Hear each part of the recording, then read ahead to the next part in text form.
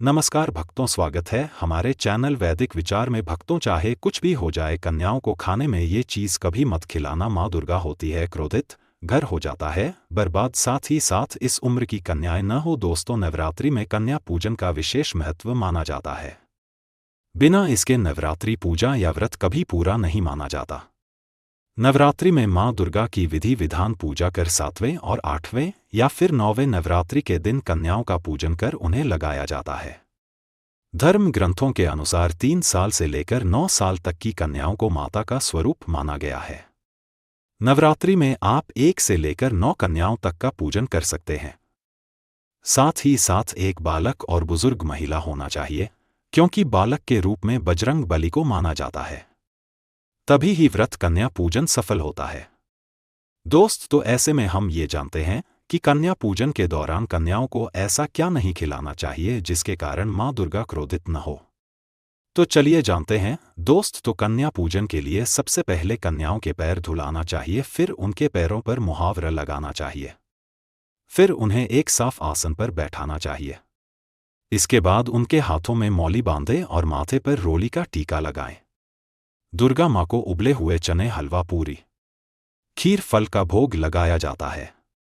यही प्रसाद कन्याओं को भी भोजन स्वरूप खिलाया जाता है। ऐसे में आप कन्याओं को दही जलेबी भी खिला सकते हैं। कन्याओं को भोजन कराने के बाद उन्हें दक्षिणा भी दी जाती है। इसी के साथ कन्याओं को लाल चुन्नी और बिंदिया चूड़ियां भी चढ़ाई जाती हैं। इस तरह विधि विधान कन्याओं का पूजन करने के बाद उनका आशीर्वाद प्राप्त करें।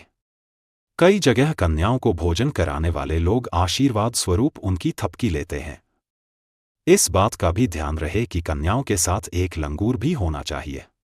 माना जाता है कि लंगूर यानी छोटे बालक के बिना पूजा अधूरी मानी जाती है, क्योंकि ये बजरंग बली का रूप होता है। दोस्तों, लेकिन इसी के साथ ही क्या आप जानते हैं कन्याओं को ऐसा खाना कभी नहीं खिलाना चाहिए?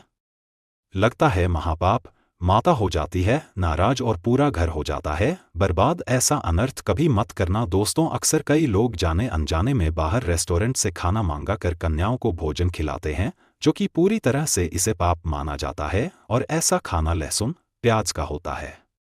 ऐसा पाप आप कभी मत करना। माता नाराज होती है और सारी जिंदगी भर कष्ट मिलती है।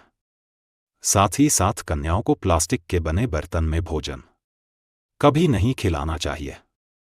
हमेशा उन्हें स्टील के बर्तन या पीतल के बर्तन या पत्तों के बने बर्तनों में ही भोजन खिलाना चाहिए। बहुत ही शुभ माना जाता है। कन्या जब वापस अपने घर के लिए प्रस्थान करें तो उनके चरण स्पर्श अवश्य करें। ऐसा करने से ये व्रत पूरा होने का संपूर्ण और सफल समय माना जाता है। माता अति प्रसन्न होती है और देती है आपको वरदान। लेकिन याद रहे, कन्या हमेशा आपके घर से खुश होकर ही अपने घर को प्रस्थान करें। आप में से कौन कौन चाहता है माता को अपने घर पर बुलाना? तो कमेंट बॉक्स में लिखे, माँ हमारे घर में जरूर पधारे। जय माता दी। माँ के लिए एक लाइक जरूर ही करें।